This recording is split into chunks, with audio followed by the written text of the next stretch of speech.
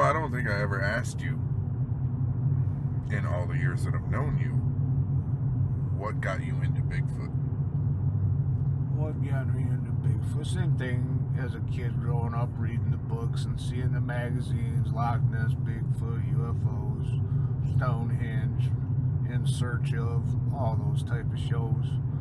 And then when I got older and started coming up hunting and started getting to know the family up here that lives in these woods and start hearing the stories, and some of the stories you still can't get out of them today.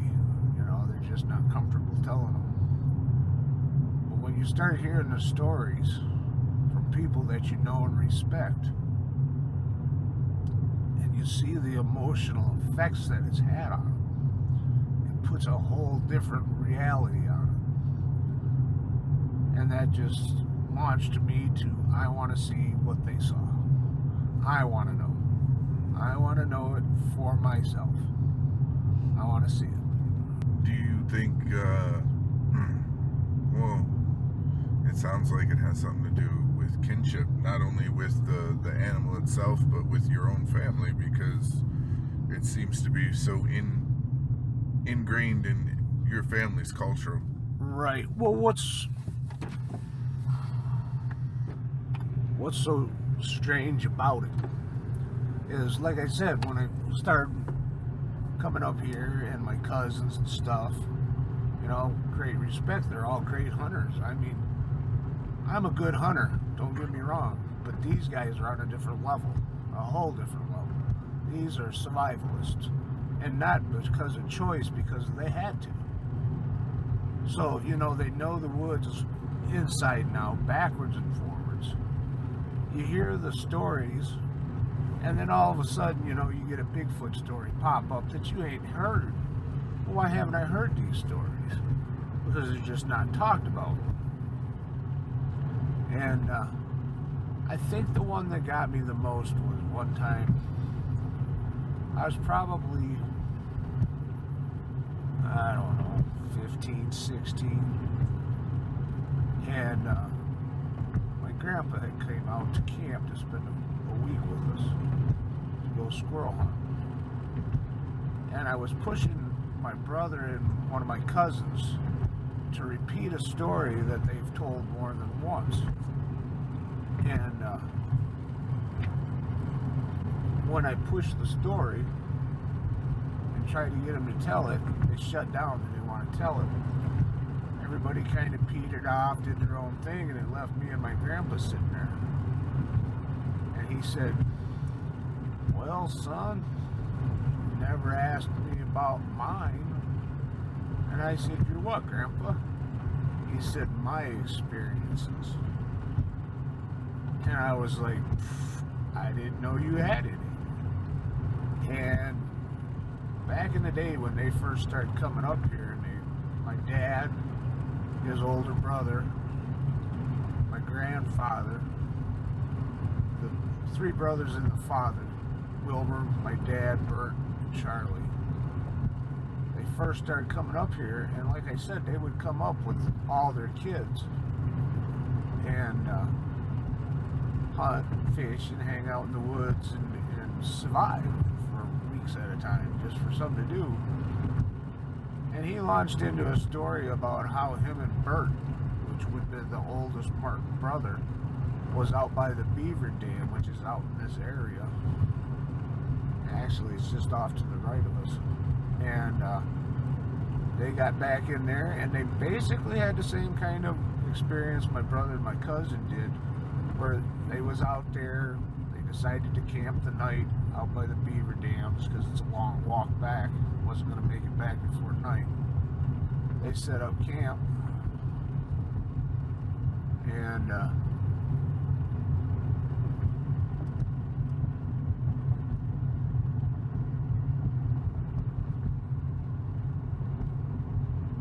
they set up camp and got a little fire going, and that fire drew in something, and they spent that night defending their camp from more than one. And when I started getting stories that was from way back then from Grandpa, you know, this was a whole generation that I hadn't even thought to ask Grandpa. You know, it's just not something he would bring up. Wouldn't think of it. But yeah, the stories just stack and stack. And just throughout the years of hearing the stories, and it just becomes something I wanted to see for myself. They believe it. They've seen it. They don't have to question it. They know. Yeah, I'm assuming that the stories are detailed enough, but not outlandish. The one story that I always try to get my brother and my cousin Daniel, he's a Forest Service ranger. Had been for many years, fought forest fires out in California. His whole life has been spent in the forest, along with my brother. My brother used to fight fires, worked for the Forest Service for years, logging, all sorts of different shit, planting trees and stuff.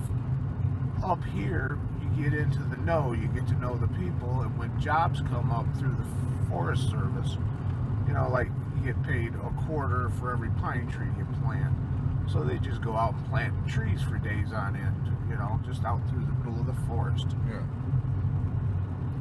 So from them being out there and knowing the woods and being in the woods, the story that I always try to get them to tell, and the one that where they had their sighting,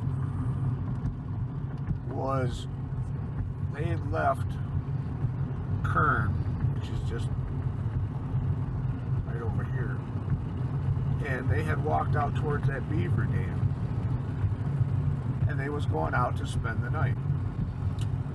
So they found a nice spot before it got dark. They drug some firewood up, had enough wood to have a fire. They was laying there. They had a sleeping bag each. They each had a rifle, a deer rifle, 30-30s, plus sidearms. And they was laying there, waiting for the night to settle. It got dark. Fire started dying down. And they started talking back and forth just between the two of them that, man, we are out in the middle of absolutely nowhere.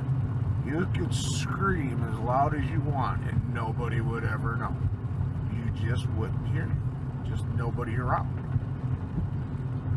And to that end, Daniel or Ron, one of the two, started see who could scream the longest and the loudest. And they start taking turns. And then they start overlapping one to make as much noise as possible. And they was just being stupid and, you know, carrying on, being goofy. They're out in the middle of nowhere. And in the middle of all this screaming, something responded. And it was so much bigger lung capacity than a human that it instantly set them up, scared them. And they said, holy shit, what the fuck was that? They said, I don't know. He said from that point on, the fire kept getting bigger, the guns were loaded and at the ready, and they just sat there not making any more noise. Well, after about 5 minutes of stoking the fire and being on razor's edge, that thing sounded off again, and it was closer than it was before. And they was like, oh my fucking God, what's going on? So now they're sitting back to back on top of this hill, and it sounded off again, and it was right on. And like he said, the lung capacity, you gotta think, if a Bigfoot is 8, 10, 12 foot tall, you're talking a chest capacity, like a 55-gallon drum. You can squeeze a lot of air through there.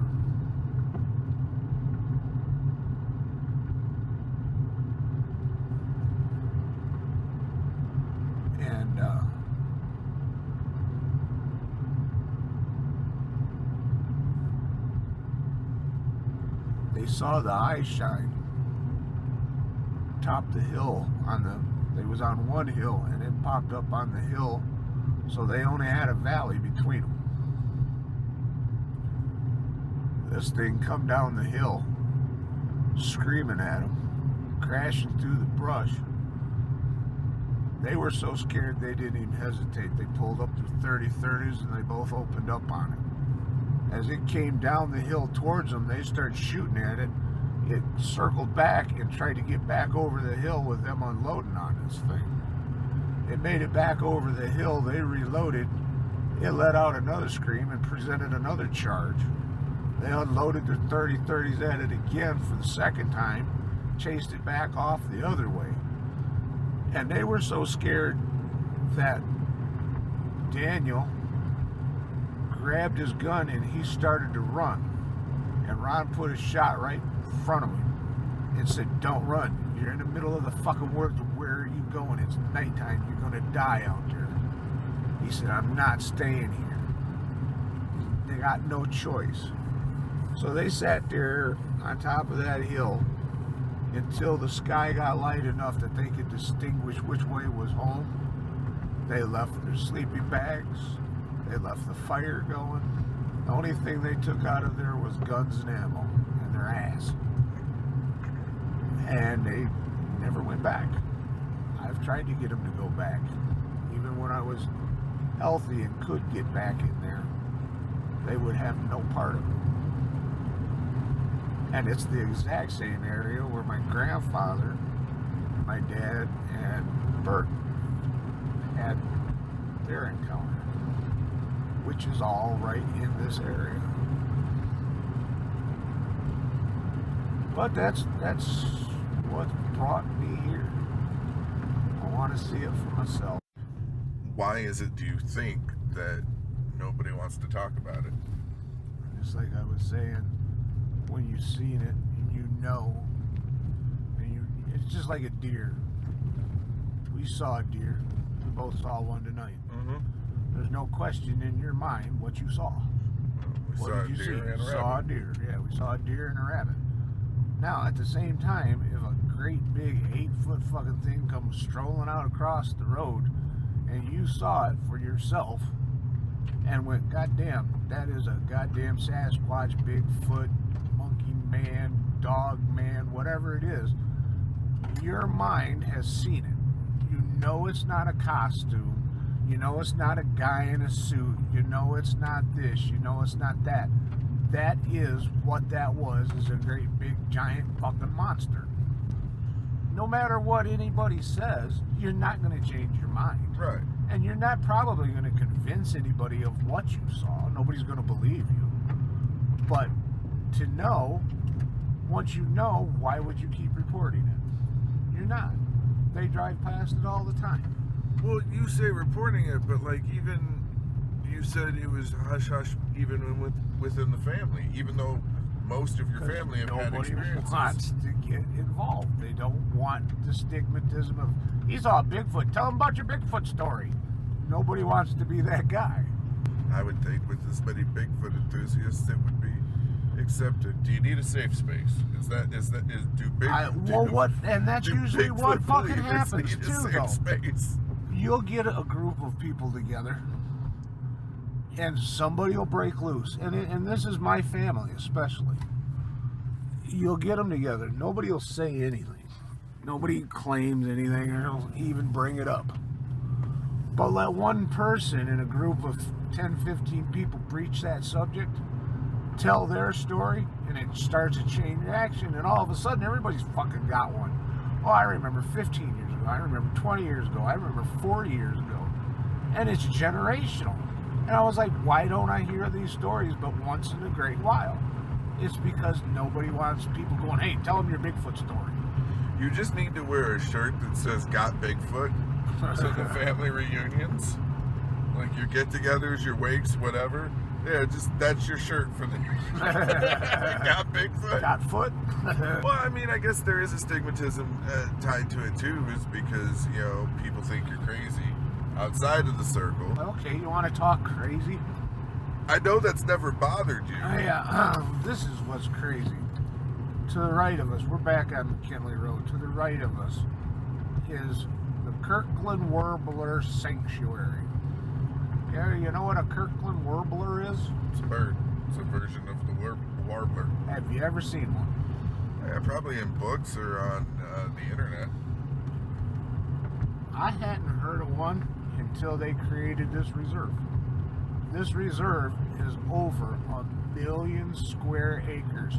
You can't hike it, you can't walk it, you can't drive around it. This is as close as you get to it. And if you get out on it and they catch you, you will do federal time. Even just hiking. There is no trails. It is off limits to all personnel, including the Forest Service. Figure that shit out. Now, how can you have 1 million square acres? 1 million square acres for a fucking bird, and nobody can go on it? That doesn't make sense. But, sounds like they're hiding something to me. Well, you said on the right? Yep. But there's power boxes every so often. I don't know. But yeah, when you get a chance, look at the Kirkland Warbler Reservation and the rules and regulations to it. It doesn't make sense. And it's only been in the last, I think it was 15 years that it was started. I hadn't even heard of a Kirkland Warbler. I didn't know what the fuck that was. But they chunked off a big chunk of this forest and nobody can go on it. That's interesting. Yeah. Like, I understand not wanting cars to go through it. But hikers? Yeah. What about bird watchers? Wouldn't that be the people you'd want to go check out the Kirkland Warblers? Yeah. No, not allowed.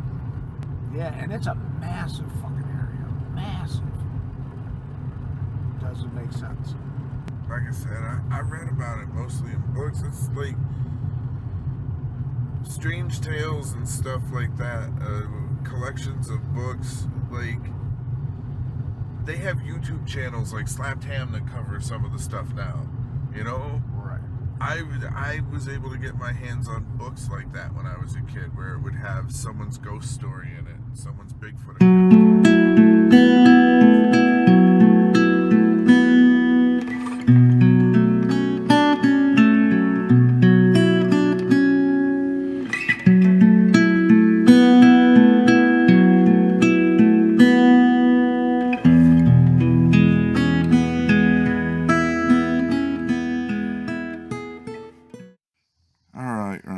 Do me a favor and tell me again about your encounter with what you believe to have been Bigfoot.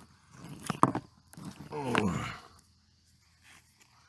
me and my cousin Daniel, we grew up together as kids and as adults. When we was about 25, 27 years old, we decided we was going to take our pack and a gun, a couple of guns and a pack sack, and go into the middle of Huron National Forest and set up overnight. So we got our guns and we got our pack and we went out, parked the car, walked about 2 miles, a mile and a half into the woods, where we figured was about in the middle of Huron National Forest.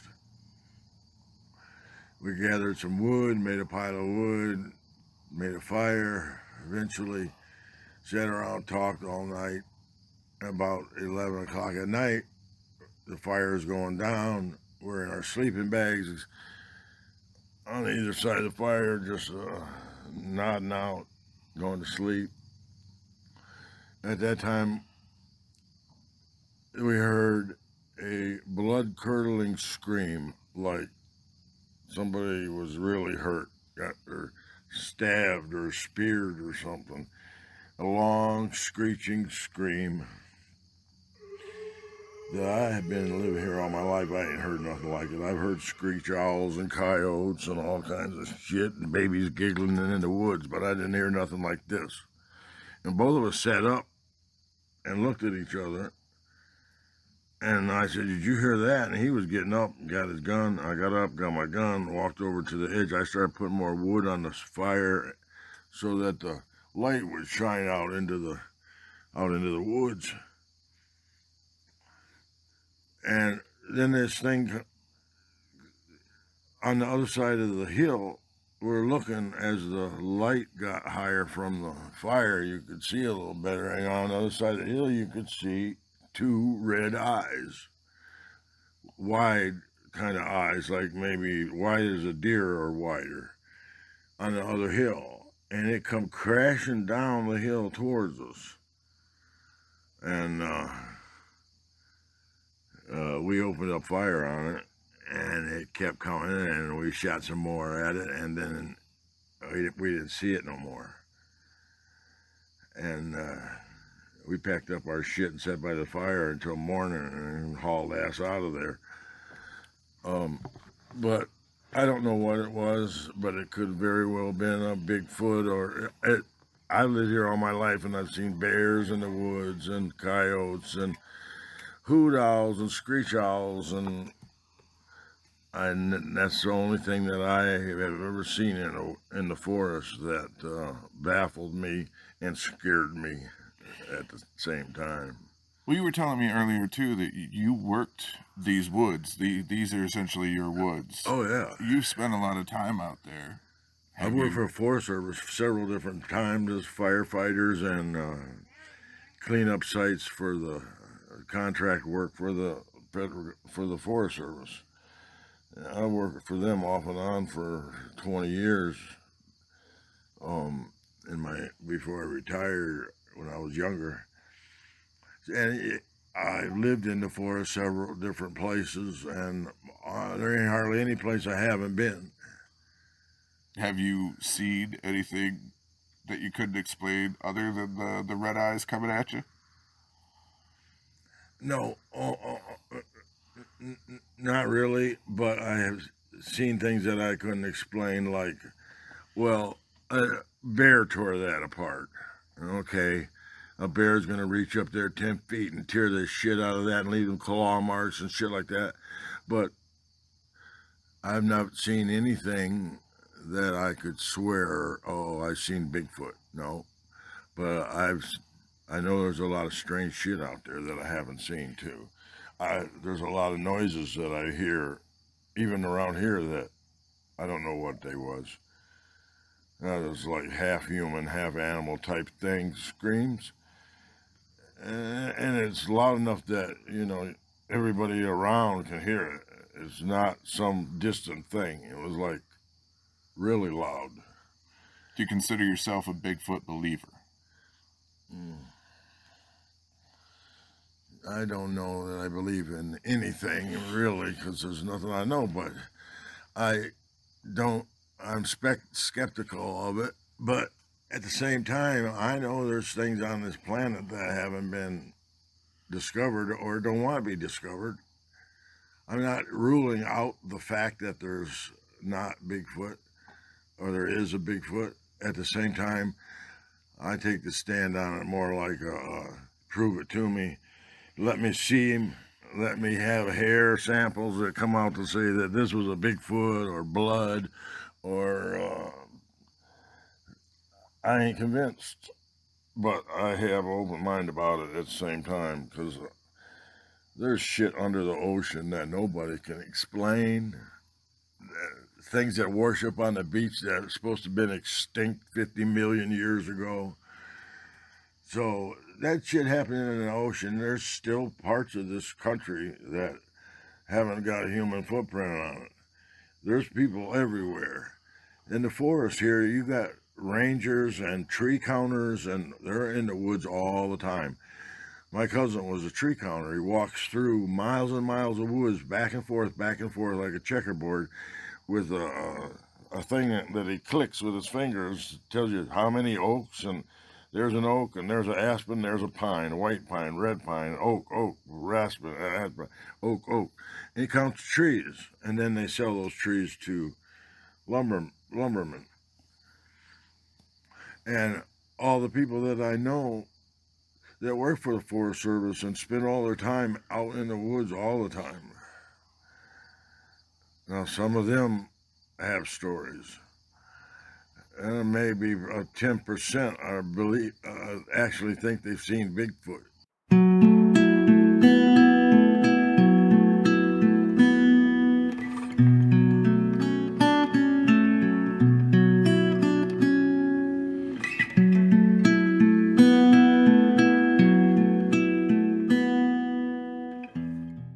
Well, it was like you were saying earlier, is that people have had experiences, they're just hesitant to say anything.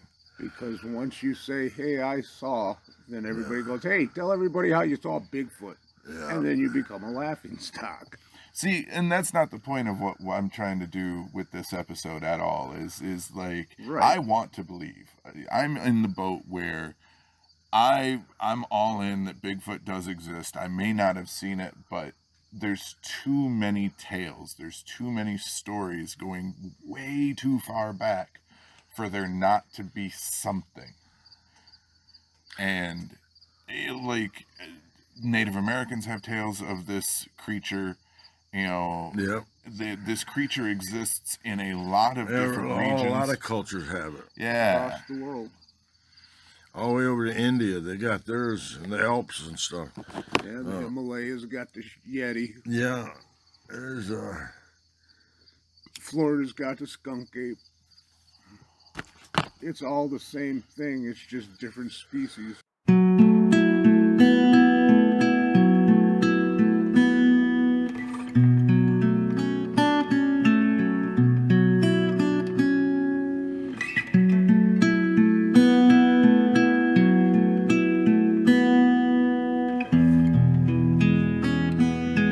I think people see things in the woods and they don't know what it is, and that, becomes Bigfoot or Yeti, and somebody else might see something and it ain't the same thing, but it could be a bear or something, but they don't know. Some old lady sees half a bear behind a tree, and there's another Bigfoot or a Yeti or at the same time, I think there's people that work in the woods, loggers and stuff, that see stuff that you get told to the guys they're working with, but nobody, it don't go no farther. Live in a little town, you'd tell somebody, I seen Bigfoot in the woods today. Really did, man. I don't know. It don't go no farther than that bar. Yeah. It's like somebody out in Glenny cutting trees for a living. He goes in the bar and he tells the people in the bar that night, I seen Bigfoot. Oh, cool. Hey, Joe seen Bigfoot. A week later, nobody remembers it. Nobody passes it on. They don't get it in the papers. If the ones that get in the paper are probably only like 10% of what actual people see out there. Well, and there's something to be said too, because you had said it earlier, is that, when you're out there at night, especially, like, your mind starts to play tricks on you a little bit. Oh, yeah, it does. You get scared in the woods. You get lost or scared, and you see something. Even if you didn't see it, your mind will tell you. You don't know how many stumps I've shot thinking they're deer because it was early in the morning, and I'm sitting here like this, waiting for it to get light enough to see. And it get a little bit lighter, and I think that's a fucking deer standing right out there. And I get a little lighter. That's a deer. Boom! He's still there. Boom! There's a stump sticking up. I got 2 rounds in it. All the deer in the area are gone.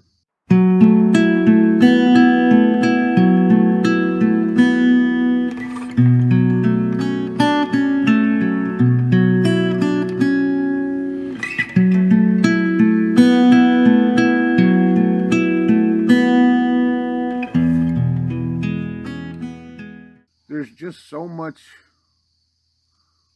out there that you just don't really think about until years later, and then you go, I wonder if that had something. There's a whole nother thing too. If I'm walking in the woods with somebody or a group of people, it's a whole nother experience than you're in the woods by yourself. I've been in the woods by myself a lot of times, a whole lot of times. And every so often, you come across a space of forest where you just like chill goes up your spine, and you stop, and you feel like somebody's watching you. And you look around, you can't see nobody or nothing, and it's quiet. And you just push forward, go on. I've had that happen to me several times out there. Out where? In the woods, out of forest, out Hayes Tower area, mostly. That's where I mostly worked for the Forest Service and hunted when we lived out there. I've always discovered that out on the north end of Bliss Lake, I always get that feeling, and I can only go so far. I can't make myself push fast past it. You walk that trail in there about a quarter mile, and on the left, that's where that cedar swamp is. I've had that feeling right there before. Yep, you can sit there and stare into that darkness, and you can almost feel them staring back. You can almost smell something's watching you. Oh, fucking buffalo. It's just like when you feel somebody staring at you, and you start looking around, and you do find somebody staring at you. Right.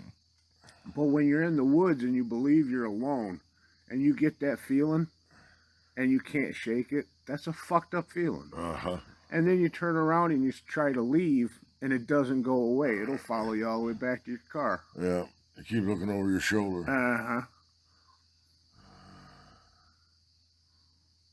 But yeah. That's all you got to do is rely on your senses, and sometimes that sixth sense will tell you shit that all of your other senses won't. Well, I've always thought we like to think ourselves so civilized and whatnot, but we are basically nothing more than animals that decided to pay taxes. We've got instinct inside of us. We haven't used it in a very, very long time, but certain instincts don't die. And the I'm in danger instinct is strong. Yeah. Oh, yes. Avoid pain, avoid death.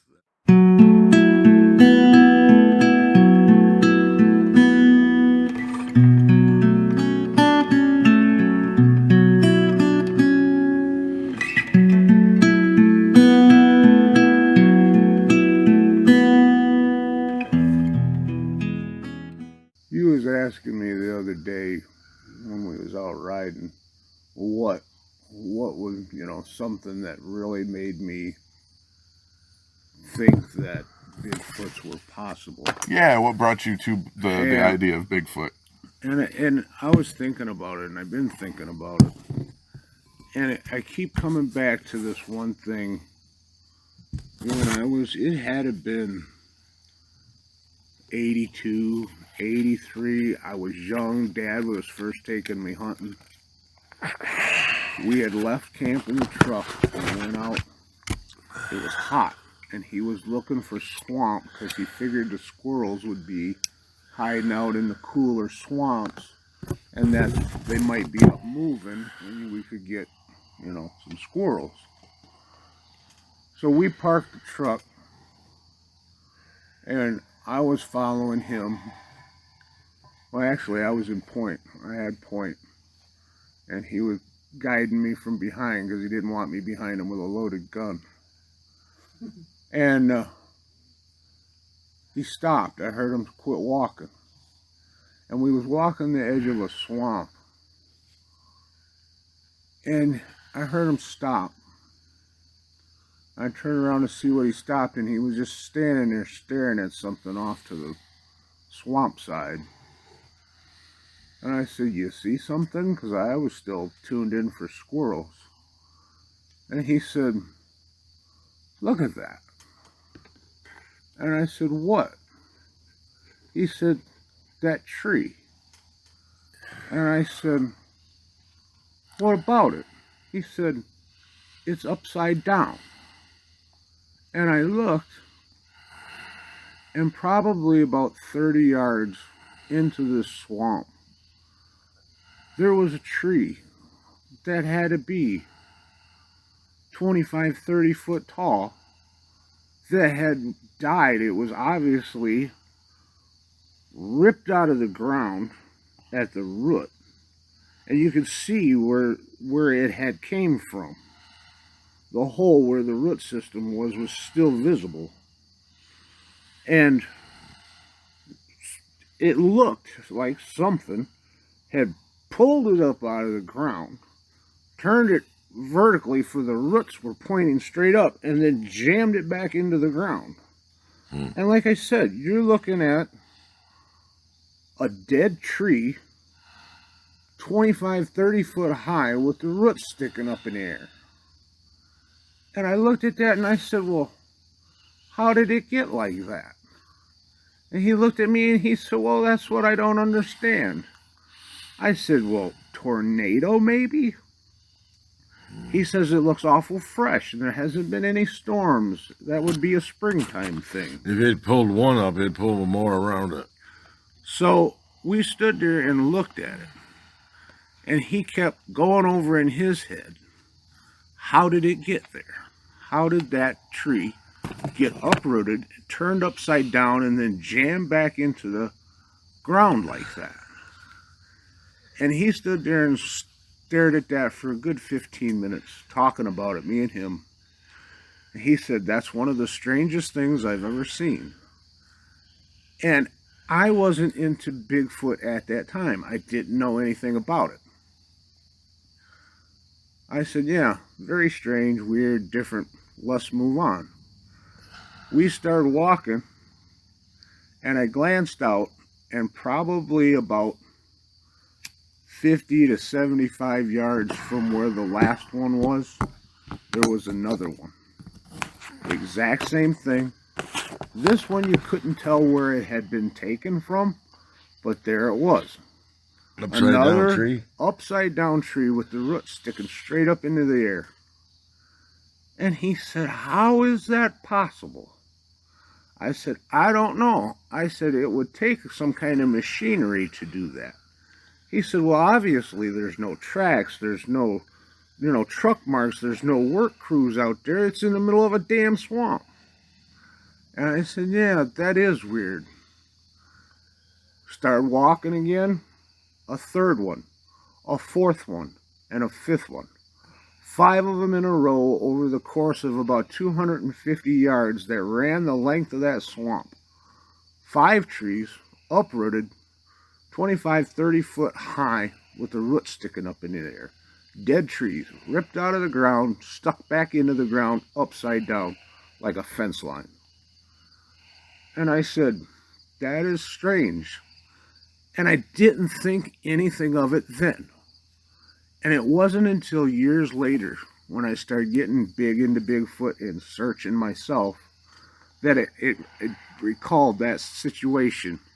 And I thought, damn, that had to have been a Bigfoot marking territory, protecting its territory. Just like you get these twist breaks that are 14 foot in the air, where something's grabbed, bent, and twisted. For it broke the tree but didn't fracture the bark, you know what I'm saying? I can see a Bigfoot jerking up a big tree out of the swamp, turning it upside down and sticking it in there, picking all the grubs and crawdads and stuff that's on that root system and eating them. Go to the next one. This was more purposeful. This was a marker. This was a marker. In a row? Yeah. 5 of them in a row over the course of about 250 yards. In a straight line? Yep, right down the center of that swamp. We was on, the swamp was wet, mushy, and you couldn't get into it. And 30 yards into that swamp is where these trees were sticking up. Huh. And you couldn't get to them. You'd be knee-deep in mud. And you didn't see any tracks or but like I said, at that time, I wasn't thinking that way. I was just more curious as to how did these trees get uprooted like that.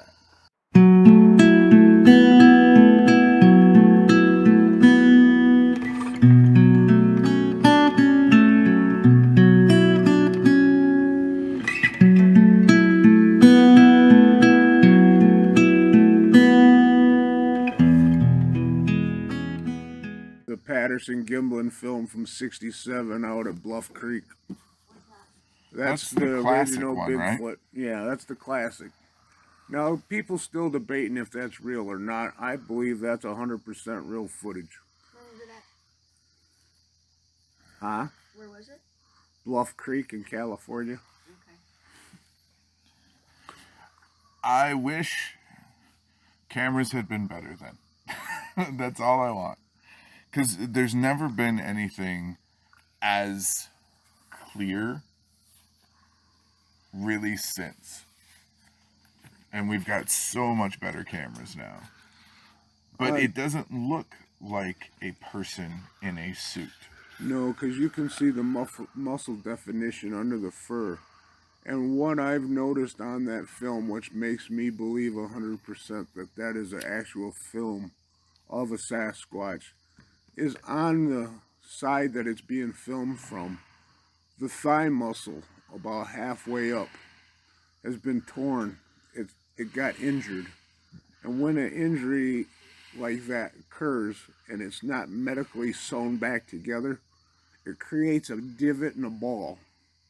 When you step, it bulges. When you contract, it creates a divot. And on that footage, if you look, as that thing's stepping, you can see through the fur. The fur rises, you can see the bulge on its thigh, and then when the pressure comes off, you can see it go back down and divot. And you can see it 3 different times as it's walking across that creek. That, to me, is undisputable.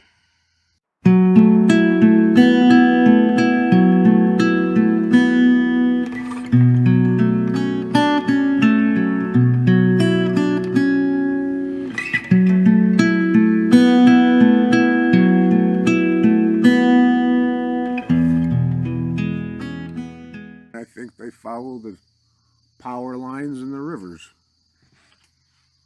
Why the power lines? Easy to move. It's like the freeway. Clear-cut trails. Primate man, monkeys and human beings and orangutans, they like to get in the water. Well, yeah, the waterways made sense, but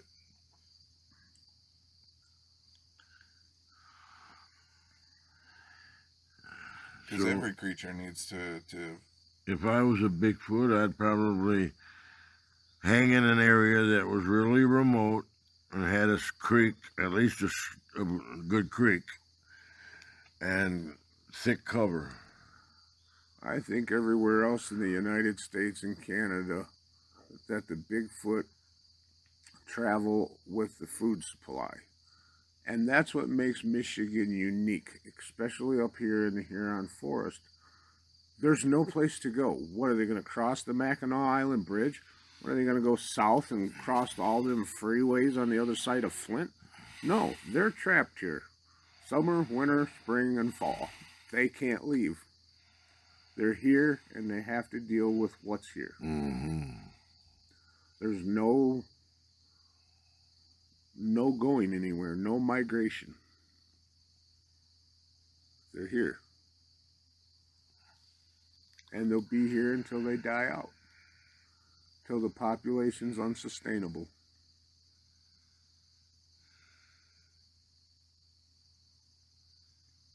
Unless my theory is true. Because there's got to be cave systems. I don't doubt that there's cave, but as far as caves that travel any distance, I don't believe that to be true.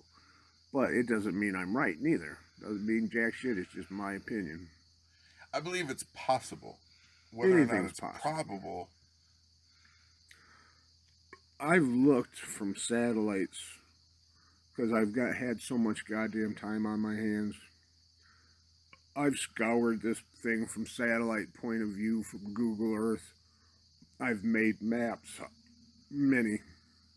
And I know where all the cave systems are. And once again, it always comes back down to the Kirkland Warbler.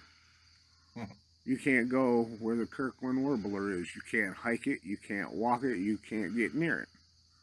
They don't even let the Forest Service in there. Why? for a little woodpecker bird that weighs 5 ounces, don't buy it. I just don't. The whole Kirkland Warbler is a cover-up to hide Bigfoot territory. Okay.